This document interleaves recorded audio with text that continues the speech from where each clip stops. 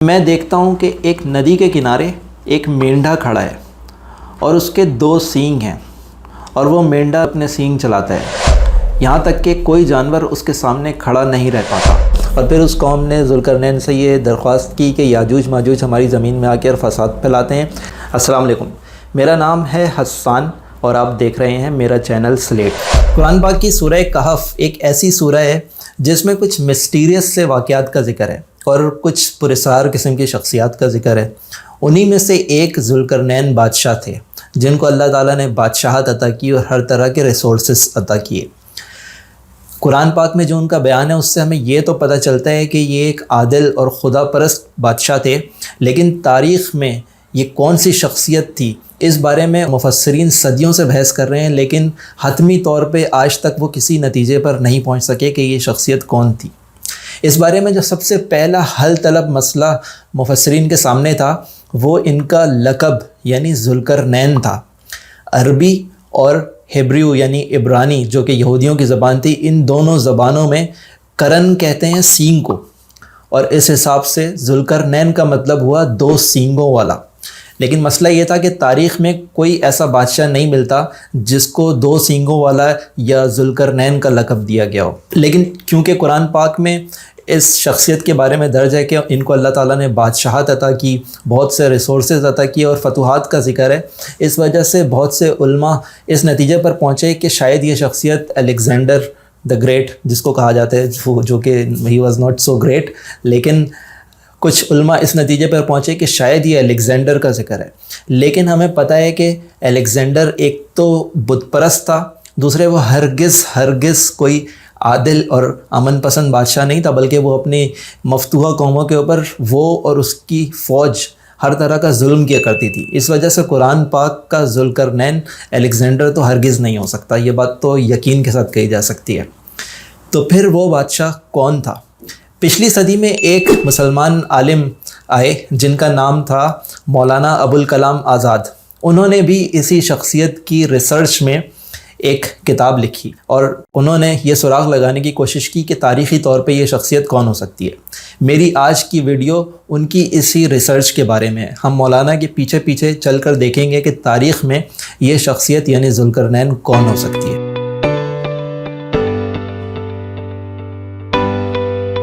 ذوالقرنین کے بارے میں جاننے کے لیے جو سب سے پہلا سوال مولانا صاحب نے اٹھایا وہ بہت ہی کامن سینس کا سوال ہے،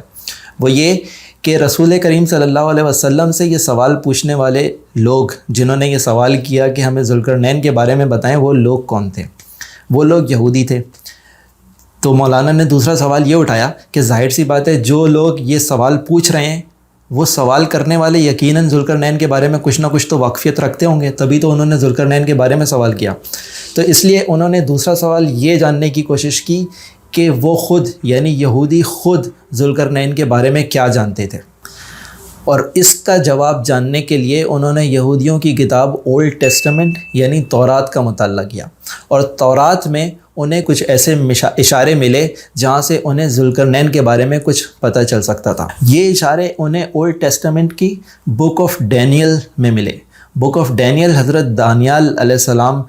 جو کہ یہودیوں کی طرف جن کو نبی بنا کر بھیجا گیا ان کے بارے میں ہے۔ یہ زمانہ یہودیوں کی پہلی ایگزائل کا زمانہ تھا، جب نبوکڈ نظر نے 10,000 یہودیوں کو غلام بنایا، ان کے ہیکل سلیمانی کو تباہ کیا، اس کو مسمار کیا اور 10,000 یہودیوں کو غلام بنا کے اپنے ساتھ بابل لے کر چلا گیا۔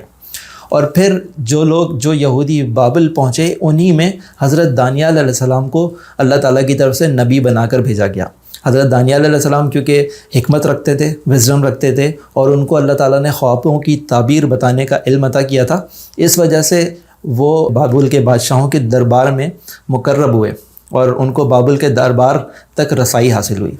تو انہی دانیال بادشاہ کی نسبت سے اولڈ ٹیسٹمنٹ کی بک آف ڈینیل میں ایک خواب درج ہے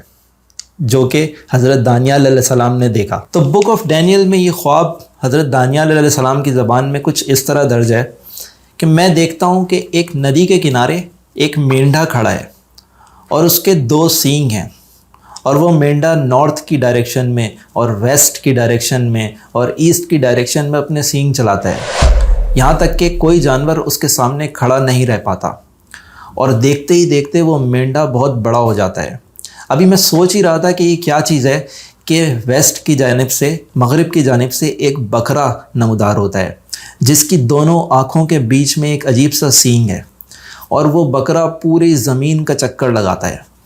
پھر وہ بکرا اس مینڈے کے پاس، اس 2 سینگوں والے مینڈے کے پاس جاتا ہے اور اس پہ خوب بھڑکتا ہے اور اس کے دونوں سینگ توڑ دیتا ہے، اور اس مینڈے میں طاقت نہیں رہتی کہ وہ اس بکرے کا مقابلہ کر سکے۔ پھر حضرت جبریل علیہ السلام حضرت دانیال علیہ السلام کے پاس آئے اور انہوں نے ان کو اس خواب کی تعبیر کرتے ہوئے بتایا کہ آپ نے جو 2 سینگوں والا مینڈا دیکھا تھا وہ فارس کی یعنی ایران کی بادشاہت تھی، اور پھر جو آپ نے بکرا دیکھا جس کی دونوں آنکھوں کے بیچ میں ایک سینگ تھا وہ یونان کی بادشاہت تھی، اور وہ جو سینگ تھا وہ اس یونان کا پہلا بادشاہ تھا۔ اب جو یہ تعبیر ان کو بتائی گئی اس سے پتہ چلتا ہے کہ فارس اور میڈیا، ان دونوں سلطنتوں کو 2 سینگوں سے ظاہر کیا گیا، کیونکہ اس زمانے میں یہ جو ایران کا علاقہ تھا، فارس کا علاقہ تھا، یہ 2 سلطنتوں میں تقسیم تھا، ایک میڈیا کہلاتی تھی اور ایک فارس کہلاتی تھی۔ تو اس خواب کی تعبیر سے پتہ چلتا ہے کہ کوئی ایسا شہنشاہ بادشاہ ظاہر ہونے والا تھا جو کہ ان دونوں سلطنتوں کو یکجا کر کے ایک مملکت بنائے گا، اور اس بادشاہ کو 2 سینگوں والے مینڈے کی صورت ظاہر کیا گیا تھا، اور وہ جو بکرا اس مینڈے کو آ کے شکست دیتا ہے، اس کے دونوں سینگ توڑ دیتا ہے، وہ الیگزینڈر دا گریٹ تھا، کیونکہ تاریخ سے بعد میں پتہ چلتا ہے کہ الیگزینڈر نے ایران کی بادشاہت کا، شہنشاہیت کا خاتمہ کر دیا تھا۔ اب یہ خواب کیونکہ یہودیوں کے نبی حضرت دانیال کو دکھایا گیا تھا، اس لیے اس سے یہ تصور پیدا ہوتا ہے کہ شاید یہودیوں میں ایران کے بادشاہ کے لیے ذوالقرنین یعنی 2 سینگوں والے کا کوئی تصور موجود رہا ہو، لیکن اس بات کی کوئی تاریخی ثبوت موجود نہیں تھا۔ لیکن پھر کچھ عرصے بعد ایران کے شہر پسر گدے سے کچھ ایسی مجسمے، کچھ ایسی تاریخی چیزیں دریافت ہوئیں جس سے یہ ثبوت بھی مل گیا کہ نہ صرف ایران کے بادشاہ کو بلکہ خود سائرس دا گریٹ کو 2 سینگوں والے مینڈے سے تعبیر کیا جاتا تھا، یا اس کو 2 سینگوں والے مینڈے کا لقب دیا جاتا تھا، اور سائرس وہی بادشاہ ہے جس کو حضرت دانیال کے خواب میں 2 سینگوں والے مینڈے کی صورت ظاہر کیا گیا تھا، کیونکہ سائرس ہی وہ بادشاہ ہے جس نے میڈیا اور فارس کی 2 الگ الگ مملکتوں کو یکجا کر کے انہیں ایک عظیم ایرانی فارسی ریاست میں تبدیل کر دیا تھا۔ ایرانی شہر پسر گدے سے، جو کہ ایران کی بادشاہت کا ایک اہم شہر رہا تھا، ایک مجسمہ دریافت ہوا جو کہ سائرس کا مجسمہ تھا، اور اس مجسمے میں سائرس کو اس طرح دکھایا گیا تھا کہ اس کے دونوں طرف عقاب کی طرح پر نکلے ہوئے تھے، اور سر پر مینڈے کی طرح 2 سینگ ہیں۔ اس مجسمے سے تقریباً یہ بات واضح ہو گئی کہ اس زمانے میں سائرس کے لیے ذوالقرنین کا یا 2 سینگوں والے شخص کا تصور نہ صرف یہودیوں میں بلکہ شاید خود سائرس کو بھی یہ تصور پسند رہا ہوگا۔ یہی وجہ ہے کہ اس کے اپنے کھنڈرات سے جو مجسمہ ملا ہے، اس مجسمے میں سائرس کو ایک ایسے بادشاہ کے طور پہ دکھایا گیا جس کے سر پہ 2 سینگ ہیں۔ تو یہاں سے یہ بات کلیئر ہو جاتی ہے، تاریخی طور پہ بھی ثابت ہو جاتی ہے کہ سائرس وہ بادشاہ تھا جس کو ذوالقرنین کا لقب دیا گیا تھا۔ لیکن یہاں پر یہ بات مکمل نہیں ہوتی، اس کے لیے آگے یہ دیکھنا بھی ضروری ہے کہ کیا سائرس کا کردار اس ذوالقرنین کا کردار ہو سکتا ہے جو کہ قرآن شریف میں موجود ہے، جو کہ ایک عادل اور انصاف پسند بادشاہ ہے، جو کہ صرف ایک خدا پہ یقین رکھنے والا بادشاہ ہے۔ اور اس بات کا ثبوت لینے کے لیے ہمیں سائرس کے حالات زندگی پر ایک نظر ڈالنی پڑے گی، اور سائرس کے جو حالات زندگی ہیں وہ ہمیں یونانی مورخوں ہیروڈوٹس اور ٹیسیس سے ملتے ہیں، کیونکہ جو ایرانی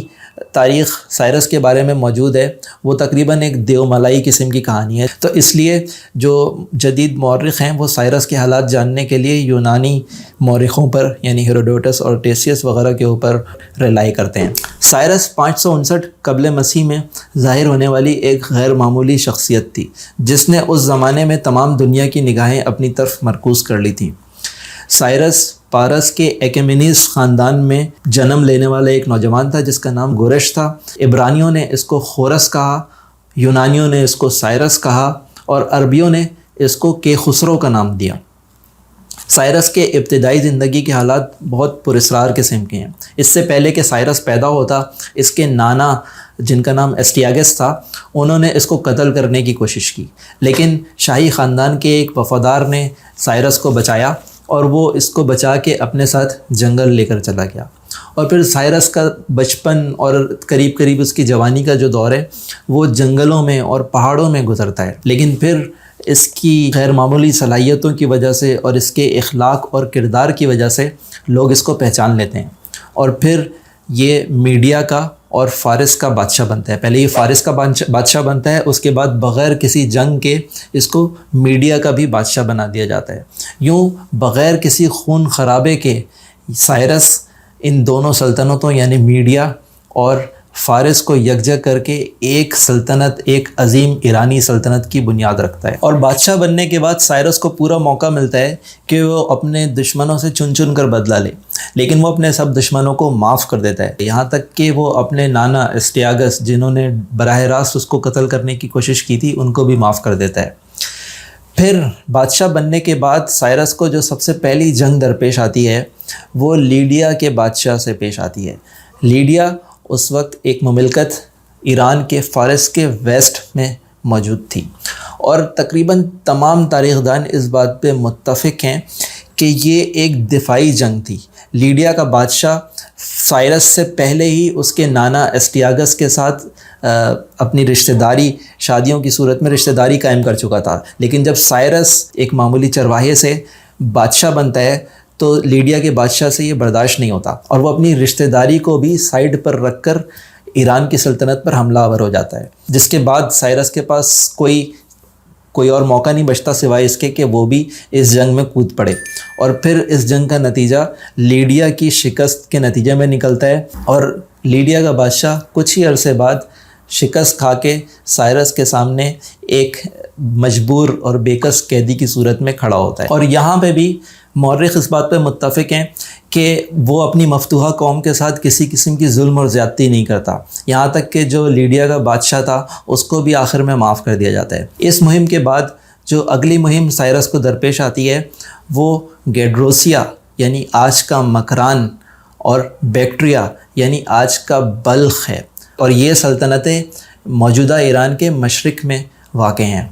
کیونکہ وہاں پہ کچھ وحشی قبائل اس زمانے میں رہا کرتے تھے جو کہ سائرس کے خلاف بغاوت کر دیتے ہیں، سرکشی کرتے ہیں۔ تو پہلی مہم ویسٹ کی طرف ہے، اس کے بعد وہ گیڈروسیا اور بلخ یعنی مشرق کی طرف جا کے ان وحشی قبائل کی سرکوبی کرتا ہے۔ یہ تقریباً 545-540 قبل مسیح کا زمانہ ہے، اور اس زمانے میں بابل میں جہاں پہ یہودیوں کو نبوکڈ نظر قید کر کے لایا چکا ہے،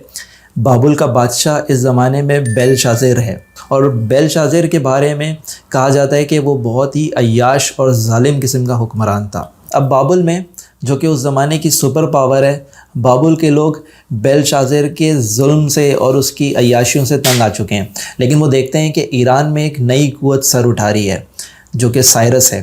اور ان کو سائرس سے امید بنتی ہے۔ وہ اپنی مدد کے لیے سائرس سے درخواست کرتے ہیں، اور ہیروڈوٹس لکھتا ہے کہ سائرس ان کی درخواست کے اوپر بابل پہ حملہ آور ہوتا ہے۔ اب چونکہ بابل کے لوگوں نے خود سائرس کو وہاں پہ بلایا ہے، تو ہیروڈوٹس ہی لکھتا ہے کہ خود بابل کی حکومت کا سابق گورنر سائرس کی مدد کرتا ہے۔ ہیروڈوٹس کا بیان ہے کہ جو دریا سے آنے والی نہریں تھیں، یہ سابق گورنر ان نہروں کو کاٹ کے ان کا راستہ بدل دیتا ہے، اور پھر سائرس کی فوجیں اس نہری راستے کے ذریعے بابل کے اوپر حملہ آور ہوتی ہیں اور بابل کو فتح کر لیتی ہیں۔ بہرحال بابل کو فتح کرنے کے بعد کہا یہ جاتا ہے کہ حضرت دانیال علیہ السلام اس زمانے تک زندہ تھے، اور ان کی سائرس کے ساتھ ملاقات بھی ہوئی، اور انہوں نے یہودیوں کی کتابوں میں جو سائرس کے بارے میں پیشن گوئیاں تھیں وہ سائرس کو دکھائیں، اور سائرس ان سے بہت متاثر ہوا۔ اب ہم بات کر لیتے ہیں ان 3 کیمپینز کی جو کہ ذوالقرنین کے حوالے سے قرآن شریف میں درج ہیں۔ سب سے پہلے جیسا کہ سورہ کہف کی آیت نمبر 86 میں درج ہے، حتی اذا بلغ مغرب الشمس سے، یعنی یہاں تک کہ وہ غروب آفتاب کی حد تک پہنچ گیا، اور اس کے بعد پھر ذکر ہے کہ ذوالقرنین نے وہاں پہ سورج کو کالے پانی میں غروب ہوتے ہوئے ڈوبتے ہوئے دیکھا۔ تو سب سے پہلی جو کیمپین تھی ذوالقرنین کی وہ مغرب کی طرف تھی، اور جیسا کہ ہم سائرس کے حالات کے بارے میں پڑھ چکے ہیں کہ اس کو جو سب سے پہلی جنگ پیش آئی تاج پوشی کے بعد وہ لیڈیا میں پیش آئی، اور لیڈیا ایشیا مائنر کا ایریا بنتا ہے جہاں پہ آج ترکی موجود ہے، اور ترکی ایران کے ویسٹ میں ہے۔ تو اس کا مطلب سائرس کی جو پہلی کیمپین تھی وہ بھی مغرب کی طرف تھی۔ اور پھر مولانا ابوالکلام آزاد اس کے بعد فرماتے ہیں کہ یہ جو ایشیا مائنر کا ریجن تھا بلیک سی تک، یہ پورا سائرس کے تسلط میں آ گیا ہوگا، اور پھر سائرس ایجین سی کے پاس پہنچا ہوگا، اور کیونکہ اس زمانے میں اس کے پاس کوئی ایسا ذریعہ نہیں تھا جس کے ذریعے سے وہ اپنی پوری فوج کے ساتھ ایجین کی سی کو کراس کرتا اور آگے جاتا، تو اس لیے سائرس کے لیے یہ مغرب کی حد تھی جہاں تک وہ جا سکتا تھا۔ اور پھر اس کے بعد اسی آیت میں آگے اللہ تعالیٰ فرماتے ہیں کہ وہاں اسے ایک قوم ملی، اور ہم نے اسے کہا کہ ذوالقرنین تجھے یہ قدرت حاصل ہے کہ تو ان کو تکلیف پہنچائے، اور یہ بھی قدرت حاصل ہے کہ ان کے ساتھ نیک رویہ اختیار کرے۔ اب اس کے تشریح میں مولانا فرماتے ہیں کہ جو ہم نے حالات زندگی پڑھے سائرس کے، یہ جو لیڈیا کی جنگ تھی یہ لیڈیا کے بادشاہ نے شروع کی تھی، یہ سائرس کی طرف سے ابتدا کی ہوئی جنگ نہیں تھی، اور لیڈیا کا جو بادشاہ تھا وہ سائرس کا رشتہ دار تھا، اور اس نے اس رشتہ داری کو سائڈ پہ رکھتے ہوئے، اس کا کوئی خیال نہ کرتے ہوئے، نہ صرف خود سائرس کی سلطنت پہ حملہ کیا بلکہ اس نے اس وقت کی جو دوسری پاورز تھیں ان کو بھی شے دی تھی، ان کو بھی بھڑکایا تھا کہ وہ سائرس کے اوپر حملہ کریں۔ تو انہوں نے اس کی تشریح یہ کی ہے کہ کیونکہ زیادتی لیڈینز کی طرف سے ہوئی تھی، اس وجہ سے سائرس کو اس کے پاس یہ آپشن تھا کہ وہ چاہتا تو ان لوگوں کو سزا دیتا ان کی تخریب کاریوں کی، اور چاہتا تو ان کو معاف کر دیتا، لیکن اس کے آگے جیسے کہ قرآن شریف میں ہے کہ اس نے کہا کہ میں ذوالقرنین نے کہا کہ میں ان کی پرانی غلطیوں پر تو انہیں معاف کر دوں گا، اس پر تو انہیں سزا نہیں دوں گا، لیکن اس کے بعد اگر کوئی ان میں سے زیادتی کرے گا تو اس کو سزا ملے گی، اور اگر کوئی نیک عمل کرے گا تو اس کو یہاں پہ بھی اچھا اجر ملے گا اور اللہ تعالیٰ کی طرف سے بھی اچھا اجر ملے گا۔ اور سائرس کی زندگی میں بھی جب لیڈین وار ہوئی تھی اس میں فتح حاصل کرنے کے بعد اس نے لیڈینز کو، یہاں تک کہ جو لیڈیا کا بادشاہ تھا اس کو بھی معاف کر دیا تھا۔ پھر جیسے کہ سورہ کہف کی آیت نمبر 90 میں ہے حتی اذا بلغ مطلع الشمس، یعنی کہ وہ یہاں تک کہ وہ طلوع آفتاب کی جگہ پر جہاں پہنچا، یعنی کہ جو ذوالقرنین کی دوسری کیمپین تھی وہ مشرق کی طرف تھی، اور سائرس کے حالات زندگی میں بھی ہمیں پتہ ہے کہ سائرس کی دوسری کیمپین مشرق کی طرف تھی۔ مشرق میں صحرا نشین اور وحشی قبائل تھے جو کہ اس وقت کے بیکٹریا اور گیڈروسیا جو کہ آج کا مکران ہے، ان کے وحشی قبائل تھے۔ انہوں نے سائرس کے خلاف بغاوت کی اور ان کی سرکوبی کے لیے وہ مشرق کی طرف اس نے لشکر کشی کی، اور یہ جو ہے کہ یہ جو ہے سورج کے طلوع ہونے کی حد تھی۔ اس کی تشریح میں وہ فرماتے ہیں کہ یہ جو بیکٹریا کا علاقہ ہے یہ آج بلخ کا علاقہ ہے، اور اگر ہم یہاں پہ اس کا میپ دیکھیں تو بلخ کے ایسٹ کی طرف، نارتھ ایسٹ کی طرف ہندوکش ماؤنٹین رینجز کا سلسلہ ہے، اگرچہ اس کے دوسری طرف چائنا تو ہے، اس سے گھوم کے دوسری طرف سے چائنا نکلا جا سکتا ہے۔ مولانا ابوالکلام آزاد نے اس کو اس طرح سے تشریح کی ہے کہ جب وہ یہاں پہنچا ہوگا تو اس کے لیے سامنے ایسٹ کی طرف مزید کوئی راستہ نہیں تھا، آگے پہاڑوں کی ہندوکش سلسلے کی روک تھی، اس وجہ سے اس کے لیے وہ مشرق کی حد تھی۔ لیکن بہرحال اس میں ہندوکش ریجن کے اگر ہم اس کا میپ دیکھیں تو اس ہندوکش پہاڑی سلسلے کے اوپر کی طرف سے گھوم کے نارتھ کی طرف سے پیچھے چائنا کی طرف راستہ جا رہا ہے، اور ہمیں پتہ ہے کہ چائنا ایک بہت ہی قدیم آبادی ہے۔ تو میرا خیال ہے کہ یہ تقریباً 6 سینچری کا قصہ ہے، 600 قبل مسیح کا قصہ ہے، 6 سینچری BC کا قصہ ہے۔ تو میرا خیال ہے کہ اس وقت بھی چائنیز آبادی موجود ہوگی، چائنیز لوگ موجود ہوں گے۔ بہرحال انہوں نے اس کی ٹرانسلیشن اس طرح کی ہے کہ یہاں پہ ہندوکش ریجن کا سلسلہ تھا، اس وجہ سے سائرس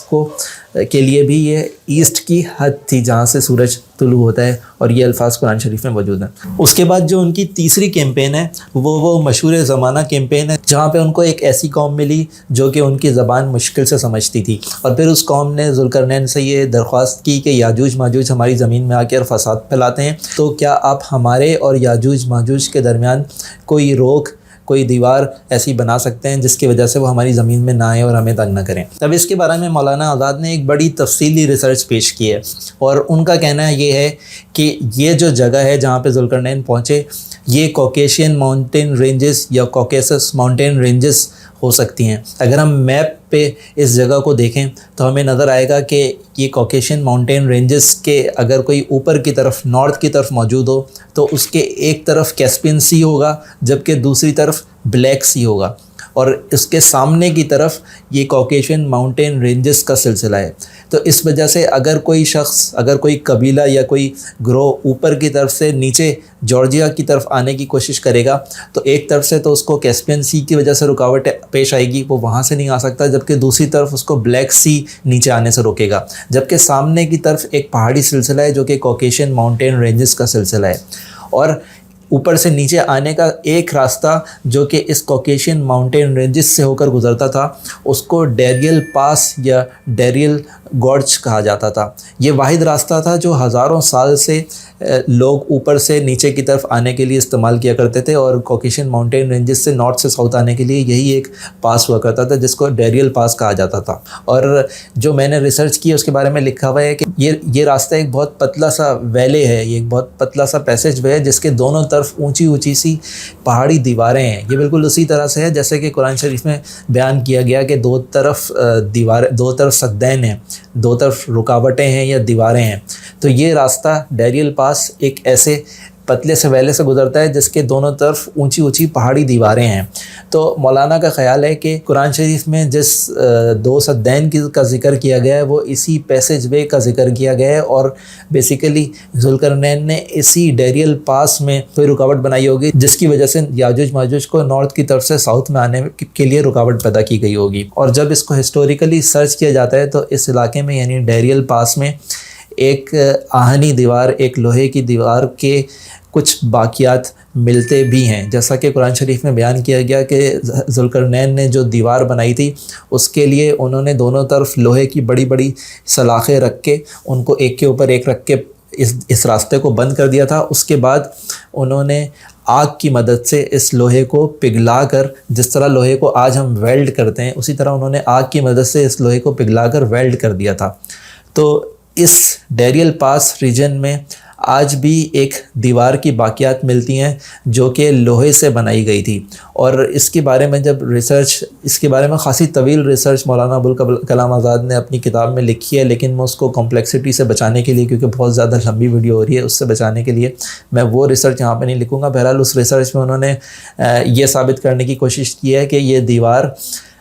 بنائی گئی تھی سائرس کے زمانے میں، اور خیال یہ کیا جاتا ہے کہ یہ دیوار سائرس نے ہی بنوائی تھی، کیونکہ اس کی سلطنت میں انٹر ہونے کے لیے نارتھ کی طرف سے یہی ایک راستہ تھا، تو اس نے اس راستے کو بند کرنے کے لیے یہ دیوار بنوائی تھی۔ اور اگر یہ بات سچ ہے کہ سائرس ہی ذوالقرنین تھا تو ہو سکتا ہے کہ اس کے رعایا میں کچھ لوگ ہوں جنہوں نے اس سے یہ درخواست کی ہو کہ یاجوج ماجوج نارتھ کی طرف سے آ کے ان کی زمین میں فساد پھیلاتے ہیں، ان کو قتل و غارت کرتے ہیں، اور ان کو پروٹیکٹ کرنے کے لیے اس نے یہ وال بنائی ہو۔ تو بہرحال یہ جو تیسری کیمپین ہے جس میں ذوالقرنین نے یاجوج ماجوج کے لیے دیوار بنائی تھی، اس دیوار کا بھی سائرس کی دیوار کے ساتھ ایک کنیکشن موجود ہے، اور ہو سکتا ہے کہ یہ وہی دیوار ہو جس کے بارے میں قرآن شریف میں ذکر کیا گیا ہے۔ تو کیا جس طرح کہ اللہ تعالیٰ نے قرآن شریف میں ذوالقرنین کے بارے میں فرمایا کہ وہ ایک خدا پرست اور ایک خدائے واحد پہ یقین رکھنے والے تھے،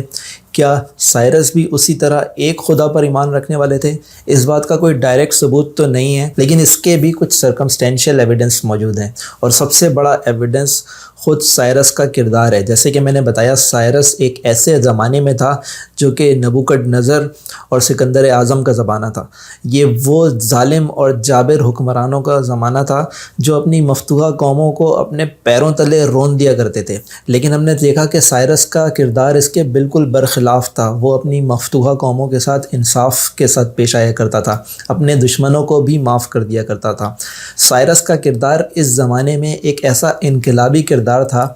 کہ ایسا انقلابی شخص کسی اور انقلابی شخص کی دعوت کا نتیجہ ہو سکتا ہے، کسی اور انقلابی شخص کی صحبت کا نتیجہ ہو سکتا ہے۔ اور یہ بات میں اس لیے کہہ رہا ہوں کیونکہ کہا جاتا ہے کہ سائرس کا جو زمانہ ہے یعنی 6th century BCE، یہ وہی زمانہ ہے جس وقت زورو ایسٹرین ریلیجن کے پیغمبر زورو ایسٹر، جن کو یونانی میں زاراتھسترا کہا جاتا ہے، وہ اس دنیا میں موجود تھے، اور کہا جاتا ہے کہ سائرس زورواسٹرین ریلیجن کا پیروکار تھا۔ تو کیا زورواسٹرین ریلیجن ایک خدا کا پیغام لے کر آیا تھا؟ یہ بات بالکل تاریخی حقائق سے ثابت ہے کہ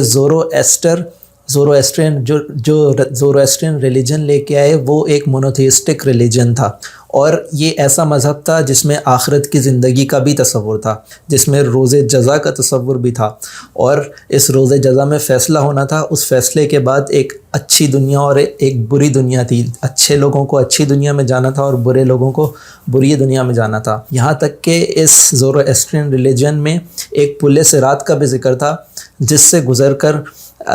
تمام روحوں کو گزرنا تھا قیامت کے روز، اور اس میں سے اچھی روحیں اس میں بآسانی پاس ہو جاتی ہیں، جبکہ بری روحوں کو اس میں سے گزرنا مشکل ہوتا۔ اور اس مذہب میں فرشتوں کا بھی تصور تھا۔ اگر آپ چاہیں تو میں نے ایک ویڈیو زورواسٹرین ریلیجن کے اوپر، اس کی اسلام کے ساتھ سملیرٹیز کے اوپر ایک ویڈیو بنائی ہے، جس کا لنک اوپر موجود ہے، اگر آپ چاہیں تو وہ دیکھ سکتے ہیں۔ بہرحال زورواسٹرین ریلیجن کے بارے میں کہا جا سکتا ہے بہت آسانی کے ساتھ، تاریخی حقائق سے یہ بات ثابت ہے کہ وہ ایک خدا کی دعوت دینے والا مذہب تھا، اور بہت ممکن ہے کہ زورواسٹر اللہ تعالیٰ کے بھیجے ہوئے کوئی نبی رہے ہوں گے۔ لیکن جس طرح عیسائیت یونان کی بت پرستی سے محفوظ نہیں رہ سکی، اسی طرح زورواسٹرین ریلیجن بھی ایران کی مجوسیوں کی بت پرستی سے محفوظ نہیں رہ سکا، اور اس بات کا ثبوت دارا کے ملنے والے کتبوں پر بھی ہے۔ دارا نے اپنے کتبوں پر جگہ جگہ لکھوایا کہ خدائے بزرگ و برتر اہورا مزدا ہے، اور اہورا مزدا زورواسٹرین ریلیجن میں خدا کا نام تھا۔ تو اس کے کتبوں پر لکھا ہے کہ خدائے بزرگ و برتر اہورا مزدا ہے، اسی نے زمین بنائی، اسی نے آسمان بنایا، اور میں اعلان کرتا ہوں کہ اسی خدائے بزرگ و برتر نے اپنے فضل سے مجھے یہ بادشاہت عطا کی۔ تو دارا اپنی تمام کامیابیوں کو اپنے رب کا فضل قرار دیتا ہے، اور یہ وہی بات ہے جو سورہ نمبر 98 سورہ کہف کی آیت نمبر 98 میں ذوالقرنین فرماتے ہیں، ھذا رحمت من ربی، یہ میرے رب کی رحمت ہے۔ تو یہ جو کچھ میں نے آپ کو اس ویڈیو میں بتایا، میں آپ کو یہ کتاب دکھا دوں، اس کا نام ہے اصحاب کہف اور یاجوج ماجوج، اور جیسے میں نے بتایا اس کو لکھنے والے مولانا ابوالکلام آزاد ہیں۔ اور تو جو کچھ بھی اس ویڈیو میں نے تاریخی حقائق آپ کے سامنے پیش کیے ذوالقرنین کے سائرس ہونے کے بارے میں، وہ اس کتاب میں سے پیش کیے۔ اب سائرس کون تھے، کیا وہ ذوالقرنین تھے یا نہیں تھے، اس بات کو تو یقین سے ابھی بھی میرے خیال سے نہیں کہا جا سکتا، اور یہ ہمارے ایمان کا حصہ بھی نہیں ہے۔ یعنی اس بات پہ ایمان لانا کہ ذوالقرنین کون تھا یا اس کا سراغ لگا لینا، یہ ہمارے ایمان کا حصہ بھی نہیں ہے، بس یہ ایک قسم کا تجسس ہے۔ جب قرآن شریف پڑھتے ہیں تو تھوڑا سا تجسس ہوتا ہے کہ یہ شخصیت کون تھے۔ تو میرے خیال ہے جو ثبوت انہوں نے یہاں پہ پیش کیے وہ اتنے ہیں کہ کافی حد تک یہ گمان ہوتا ہے کہ شاید وہ شخصیت ذوالقرنین ہی رہے ہوں گے۔ بہرحال آپ کا اس ویڈیو کو دیکھنے کے لیے آپ کا بہت شکریہ۔ اگر آپ چاہیں تو اس چینل کو سبسکرائب کریں، اور اگر آپ کو یہ ویڈیو پسند آئی ہے اور آپ چاہتے ہیں کہ میں ایسی مزید ویڈیوز بناؤں تو کامنٹس میں ضرور لکھیے گا۔